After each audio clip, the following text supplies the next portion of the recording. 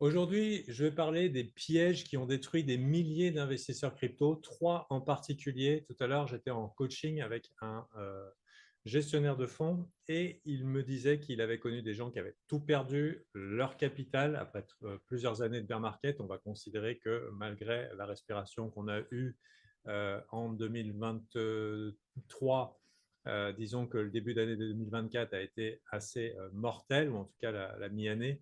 Et il y en a, ils ont tout perdu, ils ont perdu leur capital, ils ont perdu leur maison, ils ont perdu leur femme, et c'était assez catastrophique. Alors aujourd'hui, ce que je voudrais parler, c'est des pièges les plus évidents que peut-être vous n'avez pas remarqué, et de vous donner un petit peu des petites astuces de mindset, ou en tout cas des petites prises de conscience qui pourraient vous éviter de reproduire la même chose et de vous foirer comme tant d'investisseurs dans les cryptos. Alors, si vous êtes en mauvaise posture, sachez que vous n'êtes pas seul. Je ne dis pas que c'est mon cas, mais sachez qu'on fait tous un petit peu comme on peut sur les marchés avec l'expérience qu'on a. Certains sont plus débutants que d'autres, certains sont plus dans l'analyse technique, certains sont plus dans l'analyse fondamentale.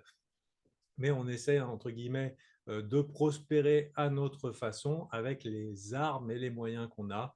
Et malheureusement, des fois, quand on regarde à gauche et à droite, on peut se sentir un peu seul, mais la réalité, c'est qu'il y a quand même une grande majorité des gens qui font la même chose et qui sont dans la même situation. Donc, si vraiment vous êtes en mauvaise posture, je suis navré pour vous. Et si ce n'est pas votre cas, et si vous êtes juste dans la crypto et que vous dites, ou en tout cas vous êtes curieux et vous dites, ouais, c'est quoi la crypto et tout, est-ce qu'il y a moyen et tout, euh, j'ai fait une vidéo récemment sur le quatrième trimestre 2024 qui est potentiellement à envisager comme bull. Laissons passer un petit peu de temps, on verra un petit peu comment ça se passe après déjà maintenant quelques mois de purge. Euh, les erreurs fatales sont assez communes, que ce soit les débutants s'y font prendre, mais aussi les professionnels. On a des tristes histoires, même d'ex-milliardaires qui ont tout perdu, un petit peu bêtement, pour la plupart des raisons qu'on va parler aujourd'hui, les trois pièges. Et parfois, il est trop tard. Donc, le but de cette vidéo, les quelques minutes que vous allez me consacrer, ça va vous permettre que ça ne soit peut-être pas trop tard pour vous. Donc, aujourd'hui, je vais vous parler des trois pièges les plus destructeurs de la crypto et comment les éviter. Alors, quand j'ai commencé, moi, dans les cryptos, j'ai tout de suite commencé par me former à l'analyse technique. J'ai voulu faire les choses bien, passer par une école, et je croyais que j'avais tout compris. C'est une science, c'est incroyable, on trace des lignes, on a des oscillateurs, tout ça c'est très rassurant et on a l'impression qu'on peut prévoir le futur. Et souvent une erreur des investisseurs crypto, c'est de penser qu'ils ont tout compris, soit parce qu'ils ont regardé des vidéos sur l'analyse fondamentale. Moi, ce n'était pas vraiment le fondamental, c'était plus le technique. Et soit l'analyse technique, soit parce qu'ils ont suivi quelqu'un ou ils suivent quelqu'un sur YouTube qui a tout bon et on va faire comme lui. Et puis ensuite, patatras, finalement, ça se termine en scam ou il est moins bien aligné, que ce soit par pas de chance ou manque de compétences, mais on ne peut pas le savoir quand on est débutant.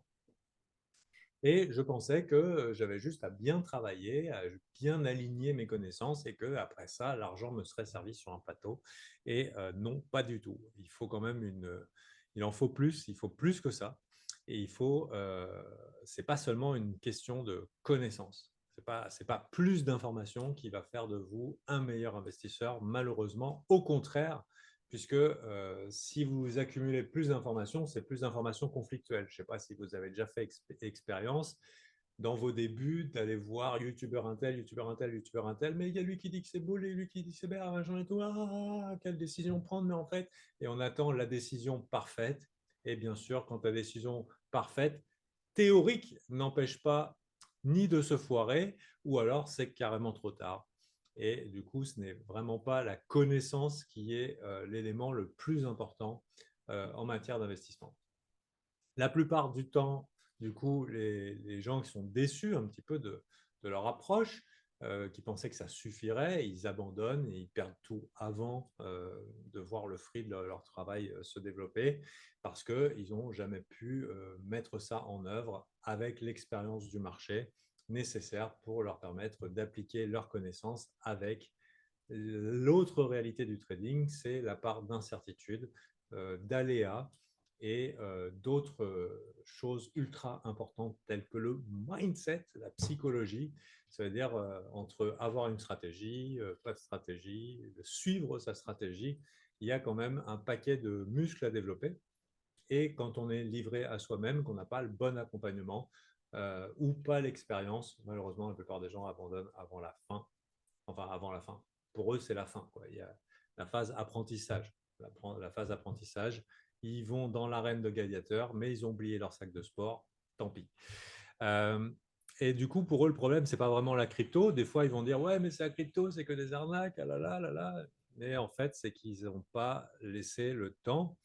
Ils n'ont pas survécu assez longtemps pour pouvoir réussir, ou ils n'étaient pas bien accompagnés. Mais en tout cas, ils n'ont pas vu l'autre côté du tunnel. Mais c'est pas la faute de la crypto. Je veux dire, le trading ou l'investissement, c'est théoriquement être payé à appuyer sur un bouton. Donc, à partir du moment où les gains potentiels sont presque infinis, hein, quand on voit les mouvements volatiles qu'on a sur les marchés crypto, est-ce que vraiment c'est raisonnable de penser que 1 ou 2 mois d'effort d'un bouquin d'analyse technique, de quelques cours par-ci par-là, va nous permettre de générer de l'argent infini?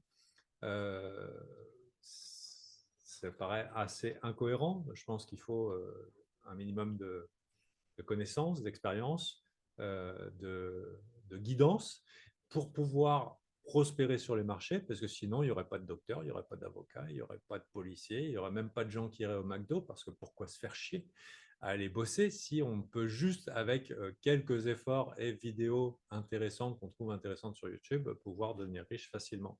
Donc ça, devenir riche facilement, c'est vraiment pas un leitmotiv d'Alpha Team.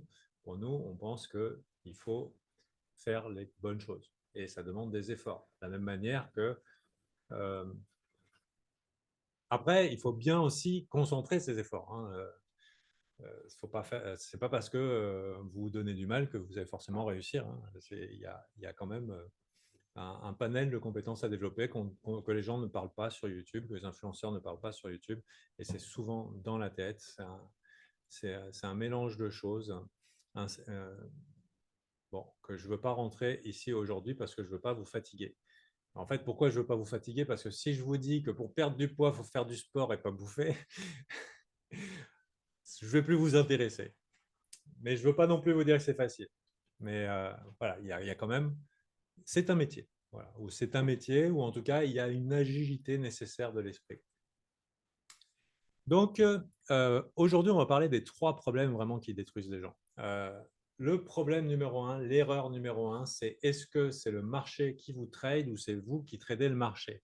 Et là, je parle des décisions émotionnelles, celles où le marché va soit vous plonger dans la FOMO, la peur de manquer l'opportunité, soit dans la panique. Et c'est là le marché qui vous tord le bras, qui vous trade en réalité.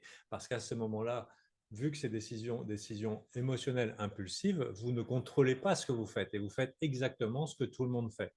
Donc, c'est l'inverse, par exemple, d'une stratégie.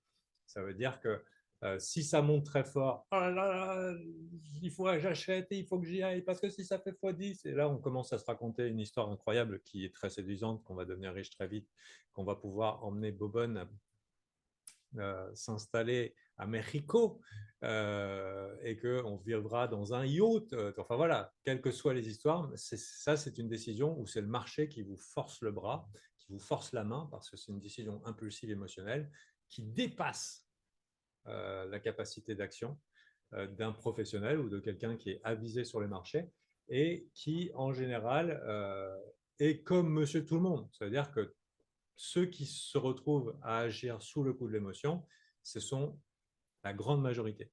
Parce que ce qui est compliqué, c'est de prendre des décisions non basées sur l'émotion. Pareil pour la panique, le marché vous force le bras, donc, et à partir de ce moment-là, vous n'êtes pas maître de ce que vous faites au moment où vous quittez le marché. Et l'inverse d'un investisseur qui est émotionnel, c'est-à-dire qui achète dans la FOMO et qui vend dans la panique, c'est quelqu'un qui achète une entreprise sous-évaluée et qui la vend bien évaluée ou surévaluée.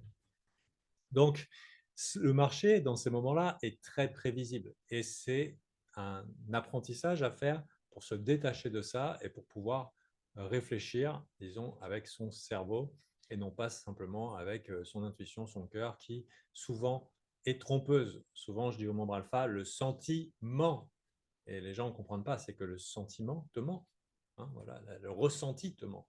Et c'est un grand classique et c'est une manière que les big boys exploitent le marché parce que la plupart des participants sont impulsifs. Et alors, ça peut s'exprimer aussi par des choses sur le graphique, par exemple les pics de volume, ce genre de choses. Mais on a tendance à faire un peu la même chose si on se laisse aller aux émotions. Deuxième erreur capitale pour les investisseurs crypto, le refus de prendre ses pertes. Les gens sont engagés dans un investissement, ça tourne mal, ils deviennent investisseurs long terme et ils essayent de trouver des excuses, un peu comme dans une mauvaise relation où la personne, tu sais qu'elle n'est pas fidèle, mais tu te racontes des histoires en disant peut-être qu'il y a une explication logique et tout. Mais ça pique quand tu pisses. Enfin bon, je ne parle pas de vécu, mais je sais que c'est des histoires qui existent. Mais voilà, mais les émotions sont là et puis le corps parle et on est attaché à l'idée qu'on s'était fait d'une jolie chose, d'un joli futur. Et malheureusement, du coup, en fait, on est pris en otage avec notre propre désir. Et du coup, ça, c'est le refus de prendre le perdant. Parce qu'après tout ce qu'on a perdu, est-ce que vraiment on va pas aller jusqu'au bout? Parce que à quoi bon? Et je peux vous dire que vous méritez mieux. Vous méritez que votre argent soit mieux investi. Du coup, est-ce que, je vérifie là, j'ai ma petite note, est-ce que vous êtes, pendant que vous êtes accroché à cette mauvaise relation d'investissement, est-ce que vous ne passez pas à côté d'une autre opportunité bien meilleure?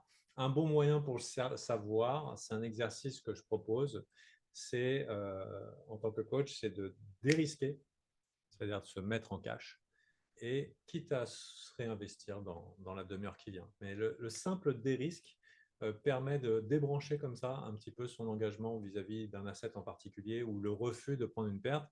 Et au moment où on le fait, ça permet un reset psychologique qui permet après de se dire, OK, mais maintenant que j'ai du cash, est-ce que c'est vraiment là que j'ai envie de mettre Finalement, le graphique, c'est de la merde. Elle était moche et elle peut de la gueule. Hein. Donc voilà, c'est une des solutions qui vous est ici proposée. Une autre erreur capitale, mais genre généralisée, genre c'est n'importe quoi, j'ai jamais compris, je ne comprends absolument pas, c'est négliger la stratégie d'investissement.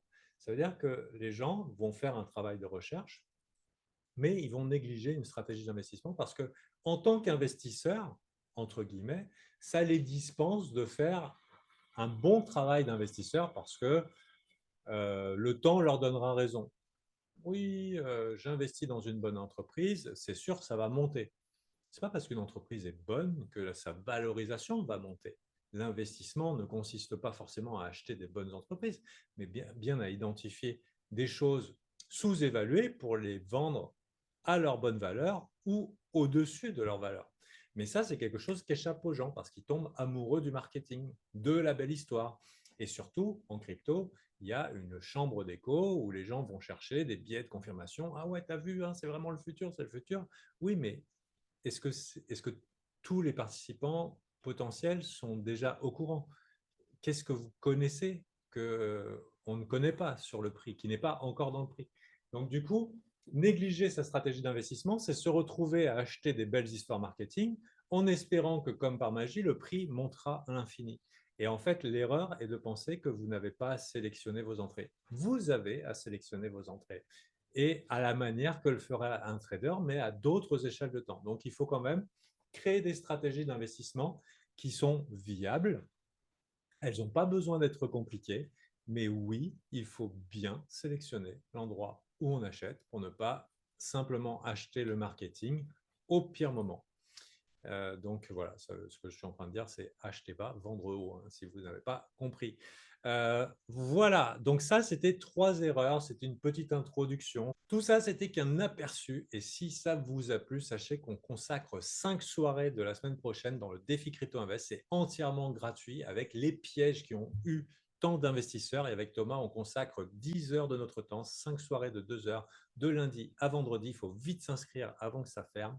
les inscriptions et on se retrouvera dans une bonne ambiance pour parler d'approches qui tiennent la route sur les cryptos, éviter les pièges et découvrir un petit peu l'approche d'Alpha Team pour pouvoir les éviter, un petit peu comme j'ai fait là, mais au lieu que c'était 10 minutes ensemble, ça va être 10 heures et ça va être intense. Donc, si vous voulez nous rejoindre sur Alpha Team, on peut vous aider cette semaine gratuitement.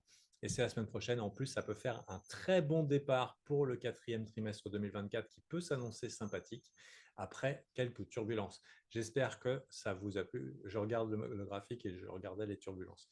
J'espère que cette vidéo vous a plu. Si ça vous a plu, on vous retrouve pour le défi Crypto Invest. À très bientôt. C'était Gabi.